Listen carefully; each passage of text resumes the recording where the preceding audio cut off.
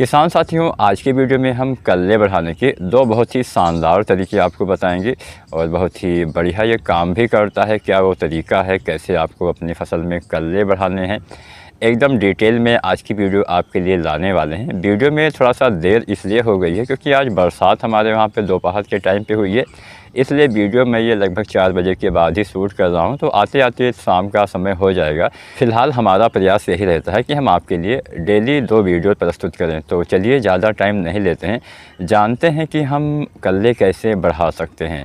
कल्ले बढ़ाने का ये जो तरीका है आपको रोपाई के बाद इस्तेमाल करना है। अगर आपने अभी रोपाई नहीं की है तो रोपाई से 20 दिन तक क्या क्या आवश्यक कार्य करना चाहिए, इसके ऊपर हमने पहले वीडियो डाली हुई है। आप मेरी वो वीडियो भी चेक कर सकते हैं कि 20 दिन से पहले आपको क्या करना है। आज की जो वीडियो है उसमें हम 20 दिन से ऊपर वाली फसल में ये फार्मूला अपनाने को आपको बताएंगे। तो बहुत ही अच्छी वीडियो है, बहुत ही अच्छा तरीका है, आप यह तरीका भी अपना के कल्ले बढ़ा पाएंगे। तो यहाँ पे क्या करना है, सबसे पहले जानेंगे। जब हम पहली खाद डालते हैं, यहाँ पे हम बेसल डोज वाली खाद की बात नहीं कर रहे हैं जो हम रोपाई के समय डालते हैं। जो हम उसके बाद वाली जो खाद डालते हैं 20 दिन के बाद, जब आप यूरिया वगैरह डालते हैं, तो उसी के साथ यह फार्मूला आपको अपनाना चाहिए। तो चलिए जानते हैं क्या आपको लेना है। पहले यूरिया की ही बात करते हैं। यूरिया धान की फसल में जैसा कि मैंने बोला था 3 बार डालना है। पहली यूरिया तो रोपाई के आसपास या 10 दिन के आसपास तक देना होता है। दूसरी यूरिया जब आप डालते हैं 20 दिन के बाद, तो उसी के साथ यह फार्मूला आपको इस्तेमाल करना है, जिसमें लगभग हम 4 चीज़ों का इस्तेमाल करेंगे। तो पहले बात यूरिया की ही करते हैं। यूरिया आपको डालना है 30 किलो से लेके 40 किलो के आसपास। ये जो हम खाद की मात्रा आपको बताएंगे, अगर आप मेरी वीडियो लगातार देखते होंगे तो आपको पता होगा कि मैं प्रति एकड़ के हिसाब से आंकड़े बताता हूँ। बहुत से किसान साथी एक सवाल हमेशा कमेंट के माध्यम से पूछते हैं कि हम इस स्टेट में, अब पिछले दिनों किसान भाई एक जो असम के रहने वाले थे उनका कमेंट आया था कि प्रति एकड़ में कितना बीघा होता है। तो मैं आपको बताते चलूँ कि सभी जगह पे ये जो बीघा वाला रेशियो होता है वो अलग अलग होता है। तो आप ज़्यादा जानकारी के लिए अपने लोकल जो आपके लेखपाल वगैरह होते हैं, जो भूमि जो देखने वाले अधिकारी होते हैं, उनसे आप संपर्क कर सकते हैं। वहाँ पे आपको डिटेल में पता चल जाएगा। अगर हम यहाँ से बताएंगे तो हो सकता है कुछ गलत जानकारी आपको मिले। तो ज़्यादा जानकारी के लिए आपको अपने लोकल के जो लेखपाल होते हैं, या फिर जिसको हम कुछ दूसरे नाम से भी जानते होंगे, हर इलाके में अलग अलग नाम से, हमारे इलाके में लेखपाल बोला जाता है, जो ज़मीन के जो अभिलेख होते हैं, जो तहसीलों वगैरह में रहते हैं। तो आपके वहाँ पे क्या बोला जाता है आप बेहतर जानते होंगे, तो उनसे आप संपर्क करके पता लगा सकते हैं कि 1 एकड़ में या 1 हेक्टेयर में आपके वहाँ पे कितना बीघा ज़मीन होता है।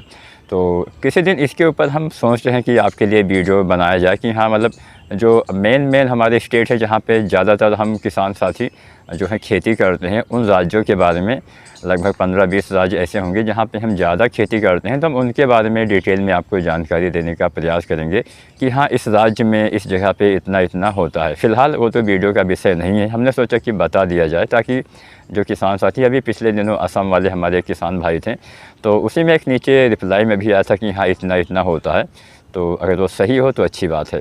और एक जानकारी मैं आपको और दे दूं, किसान साथियों, जो भी आप कमेंट करिए और कमेंट के माध्यम से जो आप अपनी जानकारी दीजिए, जैसे मान लीजिए कोई किसान साथी कमेंट करता है कि राजस्थान में इतना बीघा होता है, तो कृपया वो सही जानकारी आप प्रदान कीजिए ताकि दूसरे किसान साथियों की भी थोड़ा सहायता हो सके। और आपकी धान की फसल अभी कितने दिन की हो गई है, मैंने पिछले लगभग सभी वीडियो में सवाल आपसे पूछा है कि आपकी धान की फसल कितने दिन की हो गई है। ये आप हमें अगर कमेंट के माध्यम से जानकारी देते हैं तो हम आगे आने वाले दिनों में हम उसी विषय पे वीडियो बना पाएंगे कि हाँ, हमारे ज़्यादातर किसान साथियों की फसल अभी 10 दिन की है या 20 दिन की है या 25 दिन की है। तो बहुत कम किसान साथी कमेंट करके जानकारी देते हैं, मुश्किल से 1 या 2 किसान भाई ही कमेंट करते हैं। तो अगर आप ज़्यादा से ज़्यादा कमेंट के माध्यम से हमें जानकारी प्रदान करें कि हाँ, हमारी फसल में अभी हमने रोपाई नहीं की है या फिर हमने रोपाई की है तो 10 दिन की फसल हो गई है, 20 दिन की, ज़्यादा जानकारी मुझे नहीं चाहिए, बस इतना जानना है कि आपकी फसल कितने दिन की हो गई है, रोपाई के बाद या रोपाई नहीं किया है तो भी आप बताइएगा। तो चलिए कल्ले बढ़ाने का वो फार्मूला जानते हैं। बीच में यहाँ पे कुछ ज़्यादा ही बातचीत हो गई। तो पहला चीज़ मैंने बोला था यूरिया आपको लेना है। यूरिया कितना लेना है, 30 किलो से लेके 40 किलो के आसपास यूरिया लेना है। इस यूरिया के साथ दूसरा चीज़ आप लीजिए सल्फ़र। अब सल्फ़र आपको तब लेना है जब आपने इससे पहले, यानी आपकी फसल अभी 20 दिन की हो गई है और इससे पहले आपने सल्फ़र वाली कोई भी खाद ना डाली हो। अब ऐसे हमारे किसान भाई जिन्होंने सिंगल सुपर फास्फेट के साथ धान की रोपाई की है, ऐसे किसान साथियों को यहाँ पे सल्फ़र लेने की आवश्यकता नहीं है, क्योंकि एसएसपी में उनको सल्फ़र पहले से ही मिल गया होगा पौधे को। लेकिन अगर आपने एसएसपी वाली कोई भी खाद नहीं डाली है या फिर सल्फ़र वाली कोई भी खाद नहीं डाली है, तो यहाँ पे आपको सल्फ़र लेना है जो 90% में आती है सल्फ़र, लगभग 3 किलो से लेके 4 किलो तक। अब सल्फ़र का यहाँ पे हम इसके कार्य के बारे में भी जानते चलते हैं ताकि बाद में ना बताना पड़े। यूरिया डालेंगे तो नाइट्रोजन की पूर्ति होगी, और इस समय नाइट्रोजन की ज़्यादा आवश्यकता पड़ती है, क्योंकि इस समय कल्ले का फुटाव बढ़वार वाली अवस्था आने वाली है, तो इस समय आपको यूरिया देना चाहिए। अब 20 दिन के बाद देना है, तो 20 से 30 दिन के बीच में ये फार्मूला आपको देना है। अगर आपकी धान की वैरायटी जल्दी पक के तैयार होने वाली है तो 20 दिन पे भी डाल सकते हैं, कोई मध्यम अवधि की वैरायटी है तो 25 दिन पे, और कोई देर से तैयार होने वाली वैरायटी है तो आप 30 दिन पे ये फार्मूला डालिएगा। तो दूसरा चीज़ हो गया सल्फ़र। सल्फ़र डालने से क्या फ़ायदा मिलेगा? अगर आपकी ज़मीन में सल्फ़र तत्व की कमी है तो 10 से 15% उत्पादन में कमी हो सकती है, इसलिए आपको सल्फ़र देना है ताकि उसकी कमी ना होने पाए। वैसे तो मिट्टी की जांच करवाने के बाद ही हमें अच्छे से पता चलता है, लेकिन हमारे देश में सल्फ़र की भी काफ़ी ज़्यादा कमी देखी गई है, तो सल्फ़र आपको देना है। सल्फ़र की कमी आपको पता चलेगी नई पत्तियों से। जो धान की नई पत्तियाँ होती हैं ये पहले हल्के हरी रंग की होंगी, उसके बाद इसमें हल्का पीला रंग आएगा, तो समझ लीजिए कि सल्फ़र की कमी है, अर्थात नई पत्ती में पीलापन सल्फ़र की कमी का एक मुख्य कारण आप मान सकते हैं, एक मुख्य लक्षण आप मान सकते हैं। और सल्फ़र अगर आप यूरिया के साथ डालते हैं तो इसका ज़्यादा फ़ायदा मिलता है। ज़्यादा फ़ायदा कैसे मिलता है? सल्फ़र यूरिया के साथ डालने से यूरिया में जो नाइट्रोजन उपलब्ध होता है उसकी उपलब्धता काफ़ी बढ़ जाती है, और सल्फ़र तब क्या करता है कि नाइट्रोजन को पौधे को धीरे धीरे प्रदान करवाता है, और लंबे समय तक नाइट्रोजन आपकी मिट्टी में उपलब्ध होता है, यानी धीरे धीरे से लंबे समय तक तब नाइट्रोजन काम करता है, यानी उसकी क्षमता बढ़ जाती है। तो सल्फ़र डालिए, साथ में सल्फ़र डालने से भी अच्छा विकास होता है, अच्छे से प्रकाश संश्लेषण होगा, पौधा अच्छे से भोजन बनाएगा। तो सल्फ़र हो गया, यूरिया हो गया। तीसरा चीज़, आप अगर जिंक का मिट्टी में इस्तेमाल करते हैं, वैसे तो मेरा मानना है कि आप मिट्टी में जिंक ना डालें, आप स्प्रे विधि से प्रयोग करें, लेकिन फिर भी अगर आप नहीं डाल सकते स्प्रे विधि से तो आप जिंक सल्फेट मिलाइए। 33% वाला अगर आप लेते हैं तो लगभग 5 किलो से लेकर 7 किलो तक, या फिर अगर आप 21% वाला जिंक यूज करते हैं तो लगभग 8 किलो से लेकर 10 किलो तक आपको जिंक सल्फेट का इस्तेमाल करना है। जिंक की कमी धान में होने से धान के पौधे बौने रह सकते हैं, धान के पौधे में विकास कम होता है, जड़ों के विकास में दिक्कत आती है, और पौधे में कल्ले कम आते हैं, फुटाव कम होता है, उत्पादन कम मिलता है। और जिंक की अच्छे से अगर आप समय से पूर्ति करेंगे तो इससे फ़ायदा भी बढ़िया मिलता है, कल्ले अच्छे आते हैं, प्रकाश संश्लेषण अच्छे से होता है, पौधा अच्छे से चलता है, अच्छे से उसमें विकास होता है, और जिंक डालने से भी नाइट्रोजन वगैरह अच्छे से काम करता है। तो यहाँ पे जिंक, हालांकि जिंक में भी सल्फ़र होता है लेकिन उतना ज़्यादा नहीं होता कि आप उससे सल्फ़र की पूर्ति, मतलब सल्फ़र की कमी पूरा कर सकें। तो यहाँ पे हो गया जिंक आपको लेना है, साथ में यूरिया लेना है, साथ में आपको लेना है सल्फ़र। ये 3 चीज़ें हो गई।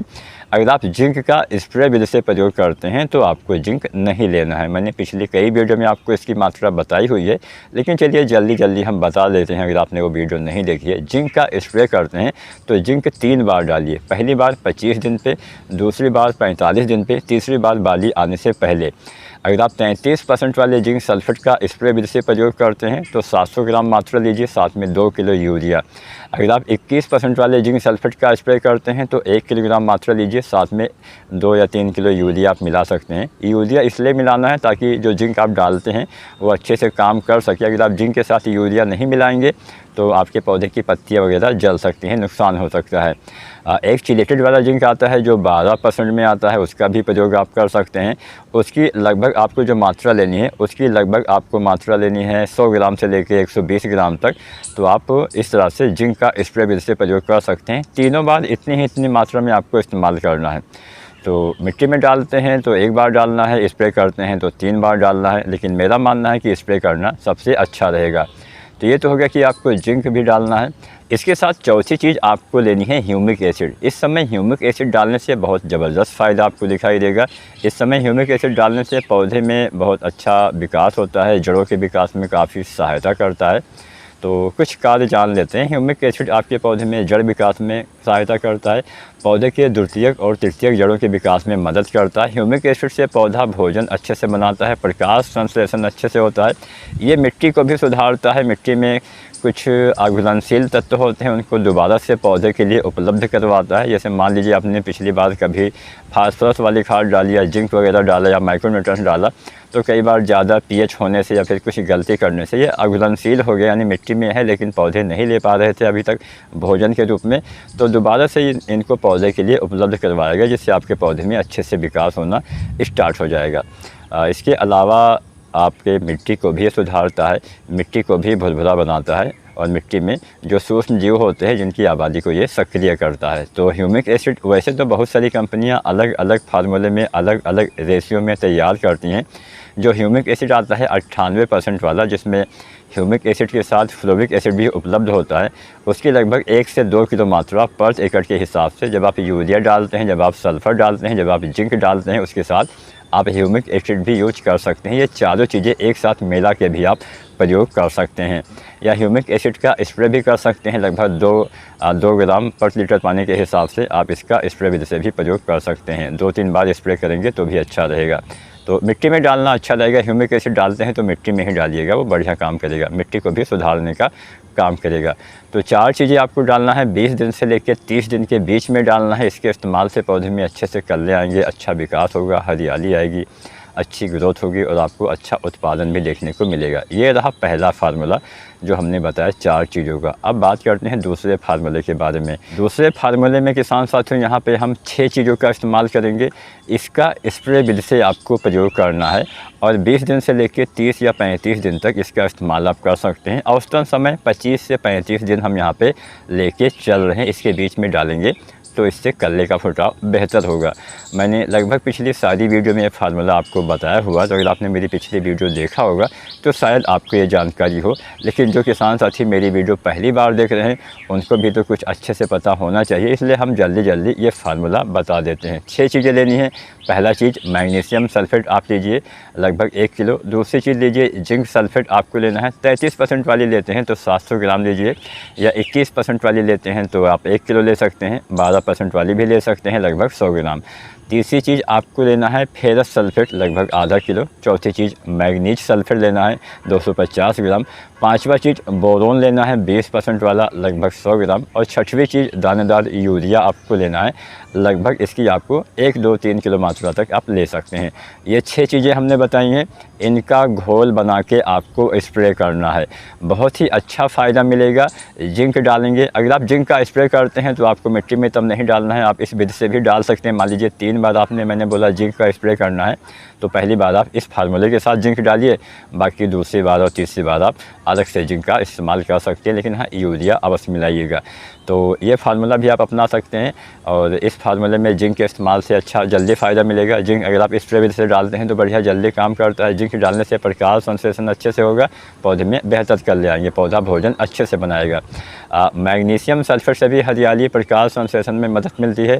फेरस सल्फेट से क्लोरोफिल का निर्माण होता है। जितना भी है मेरे पीछे आप हरी हरी चीज़ें देख रहे होंगे, ये सारी चीज़ें क्लोरोफिल के कारण ही हरी होती हैं। अगर इनकी कमी रह जाती है तो पौधे में हरापन में कमी आ जाती है।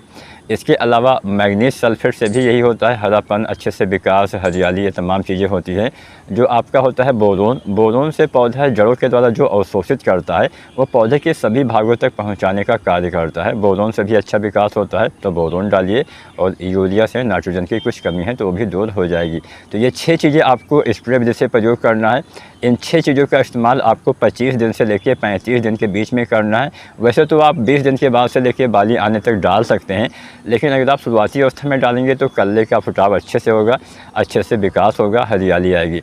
अब एक बात का ध्यान ये देना है कि मान लीजिए आपने यूरिया, ह्यूमिक एसिड, सल्फर, ये तमाम चीज़ें अगर आपने मिट्टी में डाला हुआ है तो कम से कम 4-5 दिन के बाद या 1 सप्ताह के आसपास दोबारा से ये स्प्रे करिए। मतलब लगातार कोई खाद नहीं डालनी है, 1 सप्ताह या 5 दिन का गैप दीजिए ताकि पौधे के ऊपर ज़्यादा तनाव ना पहुँचे। और हाँ, ध्यान ये भी देना है कि मिट्टी में उचित नमी भी होनी चाहिए। नमी ना हो तो आप पहले हल्का सिंचाई कर सकते हैं, पानी लगा सकते हैं, उसके बाद आप खाद का इस्तेमाल करिएगा। सूखे खेत में कोई भी खाद डालेंगे तो नुकसान होगा। तो उम्मीद करते हैं आज के ये दोनों फार्मूले आपके लिए उपयोगी साबित होंगे और हमें नीचे कमेंट के माध्यम से यह जानकारी अवश्य दें कि आपकी धान की फसल रोपाई के बाद कितने दिन की हो गई है। जो किसान साथी हमें पहले से जानकारी दे चुके हैं उन्हें जानकारी देने की आवश्यकता नहीं है, लेकिन जितने भी किसान साथी देखते हैं ज़्यादा से ज़्यादा किसान साथियों से मेरा निवेदन है कि आप कमेंट करके यह जानकारी आप अवश्य प्रदान करिएगा, कोई अपनी निजी जानकारी साझा ना करें। वीडियो अच्छा लगा हो तो आप लाइक करें और SRJ खेती चैनल पे नए आए हैं, चैनल को सब्सक्राइब नहीं किया है तो चैनल को सब्सक्राइब करिएगा। धन्यवाद।